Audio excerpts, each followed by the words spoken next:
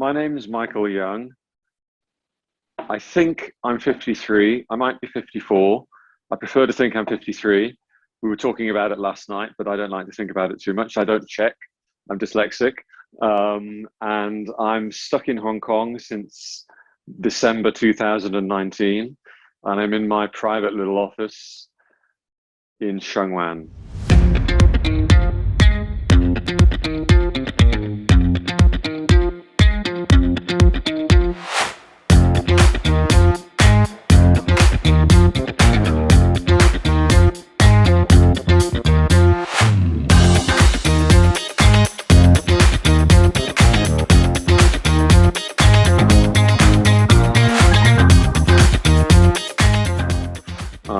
I was born in the north of England, in an old shipbuilding town, which was very masculine. It was very much about drinking beer, playing football, manufacturing, coal mining, and I just didn't fit in. It was just like, where did this DNA come from? What's this guy doing here?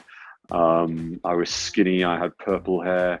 I had no guidance from the universe whatsoever, and that universe at that time was all I could see, which was the people around me. And for some reason, I was just born not to fit in there. So growing up, whilst there was a very strong family ethic in the area, effectively, we just grew up just running around the streets and jumping in the sea. But for me, my escape at a very early age growing up was music. From 12 years old, music got me through. It was my education. I failed every exam at school.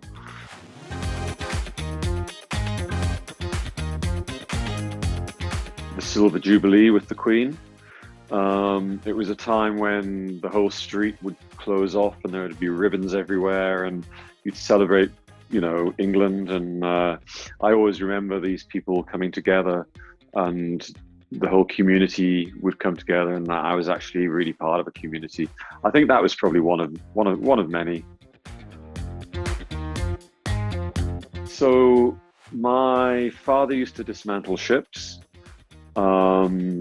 After the Second World War, my mother worked for her father, who designed and created aids for the disabled, which was a big business after the Second World War, as you can imagine. They eventually went on to setting up a company which was for physically disabled people. My sister, who's 2 years older than me, she runs art classes. They live in the countryside. I often think, I wonder who the winner is, them living in this beautiful countryside, surrounded by sheep, living a really peaceful life, or me living in the fast lane, So, yeah, we're a small family, but I do have children. I have an eldest son, Ruben. He's Ruben Michael. I have my 3-year-old son, Jasper Wild, who's a crazy little soul. And then Freddie Mars, who's a very gentle, potentially crazy little soul, can't quite work out yet. And my partner, Alice, who makes sure the company stays on track. I'm the kind of disorganizer rather than the organizer. My student years were kind of insane because I didn't really care about education. All I wanted was the grant that you used to get from the government. And I think they would give you something like £600. So when the first day I got to college, and they put the money in my account, I went to Kensington in London to Bibendum restaurant, and I spent it all on lobsters and champagne in one night. I thought, I'm not going to live, £600 is not going to last me 3 months. So I spent it all one night with a friend and enjoyed it, and then starved the next 3 months. And that was normal for me. I was always kind of all or nothing, but no, I had beautiful experiences because that's when we could sort of, study what it was like to be in London in a great time when music was happening, and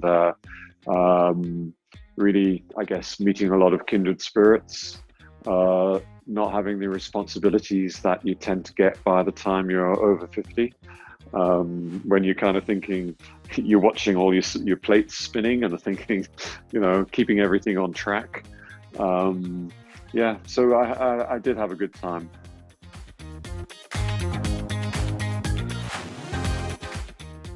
Well, it very much prevented me from becoming an academic.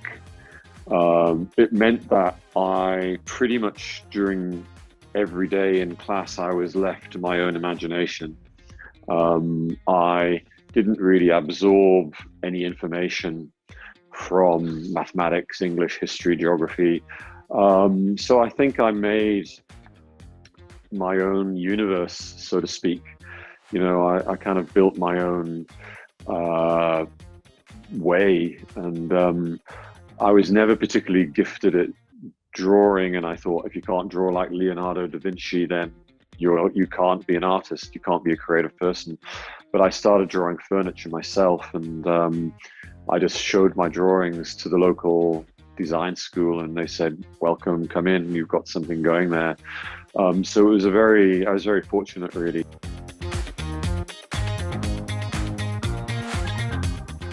I still draw like a child, and in my head, everything makes sense, 100% sense. And those drawings look quite naive, but they always generally turn into something that's got a very technical background. I think if it hadn't been, I don't use a computer. I wouldn't know where to start. And when they invented AutoCAD, which was obviously a very early 2D program when I was at Kingston University, I made a decision that there was no way I was going to focus on that kind of thing. I said to myself, I'm going to learn how to weld, I'm going to learn how to make things, and that's how I'm going to learn about shape and process rather than use a computer. And yeah, so I guess I rely on people who can use a computer to do things.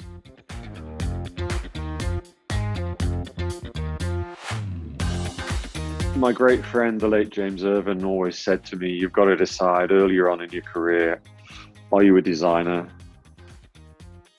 or are you an artist? Because they're two very different things. An artist is a conceptual thinker, a designer is working towards industry and production. So I guess ultimately I think myself more as an industrial designer, providing services to companies because I love material process. I love successful economy. So design art for me has been more of an experimental agenda. Yeah, I don't think I'm not an artist really. I'm too commercially minded for that. Okay, there's probably only one reason you end up in Iceland, and if I can be very candid about it, women. I met a girl, and she took me to Reykjavik. Her mum made me some roast lamb, and I thought, well, this is nice. But at the time, on a more spiritual level, shall we say, and bear with it, I was with my partner for 10 years in Iceland and flying around. It wasn't just, I'm not one of these guys who just goes chasing women. I mean, I'm absolutely hopeless at chatting women up. You know, not that I need to because I've got a partner and lots of children. There's a big story behind that one because so I ended up in Taiwan bizarrely because the great grandson of Chiang Kai-shek asked me to help him set a company up.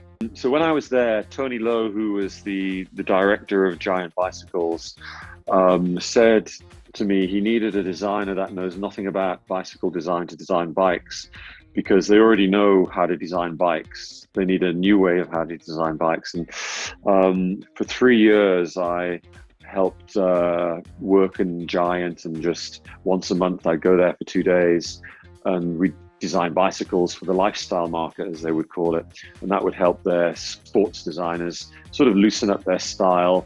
When I was there, I got to know a lot of the carbon fiber manufacturers. I started playing with carbon fiber, and at the time I'd started manufacturing carbon at one of the best carbon fiber plants, and designed my own chair, and they helped me develop it. And then latterly, Steelcase came along and said, hey, there's not many people know much about carbon fiber and what have you, and they just said, shall we try and make a chair? And it's not something you can do on your own. You need the size of someone like Steelcase with that product development and that sort of factory to get a product on the market is sort of as heavy duty as that. So that's really the quick synopsis of that story.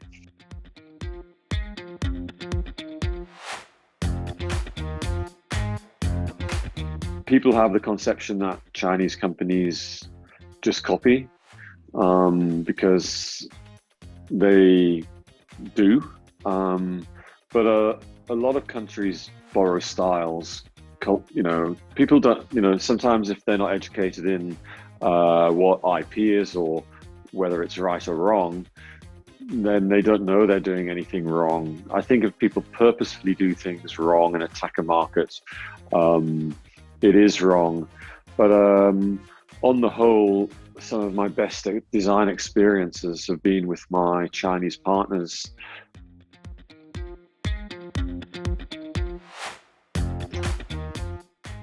Yoichi Nakamoto, the director of E&Y, and I guess I'd have to say probably Tom Dixon as a youth.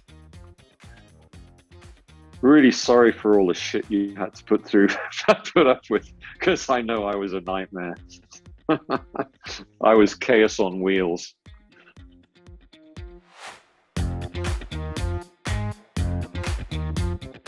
I've always admired Jasper Morrison for nailing beautiful things with the least fussy approach that speak emotionally so loudly. And I recently just bought a new edition of the Thinking Man's Chair. Cappellini made 25 of them, and they made it in an outdoor galvanized finish. And I've always loved that chair because it's one of the first pieces of chairs that I ever saw. And I thought, that's brilliant. You've got something for a bottle of wine and something for an ashtray, and you think in it. And I thought, gosh, you can put poetry into design in many, many different ways. And that really galvanized my my love of furniture.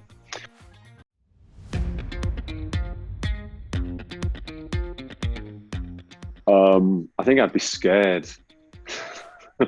I mean, of course it would be an honor, but he was most certainly ahead of his time, a master of process. He changed the planet really with industrial design as we know it today, for sure.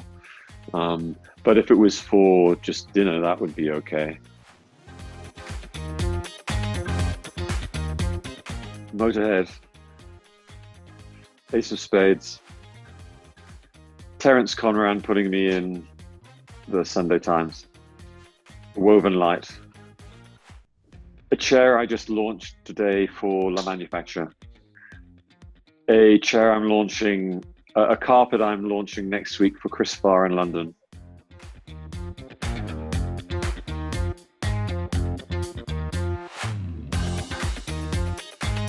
Music, percussion, 50-50, 50-50,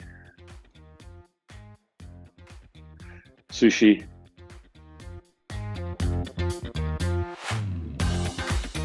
beer, aluminium. I think they're really useful for adding a new dimension to things that we don't normally have a view of if they're taking videos. And I think they're also good for children to play with pets. Probably about building a house.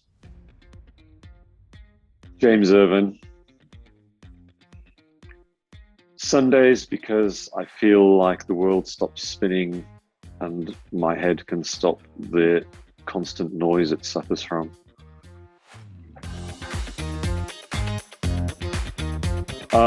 As a student, we used to go out in London and I could never be bothered to walk. Or we used to have no money, so we'd walk from Kingston to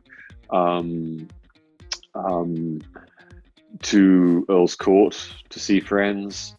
And if you didn't have the courage to walk back home, the easiest thing to do was drink a bottle of wine and just fall asleep in a coal shed in a friend's house or outside, and wake up in the morning and think, how did I get there?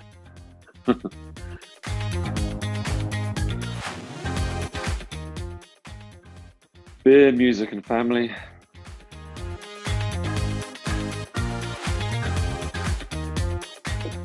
I live in a house on a small island with no cars, and all I can hear are birds. That's the only noise on my island, and I need that level of serenity, or I need kind of just total punk heavy metal. That's the difference. But anything in between those, yeah.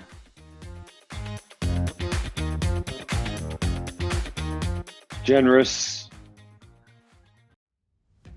optimistic,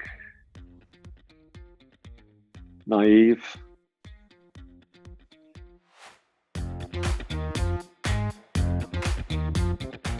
Is there an afterlife?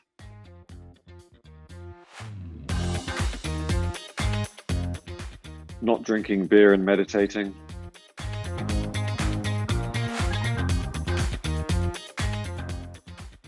Probably a new house where my children are, where my family are, in outer space in my brain. Almost a holiday. We've had 5 days worth of holidays here, and I actually forgot. I'm pretty sure it's Wednesday, and yesterday was Tuesday.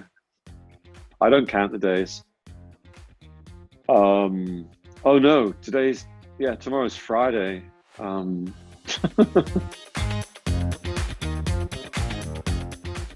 I'll be designing something that communities actually think is worthwhile having and inspires people and is successful and just does something to enhance the community, that's purposeful.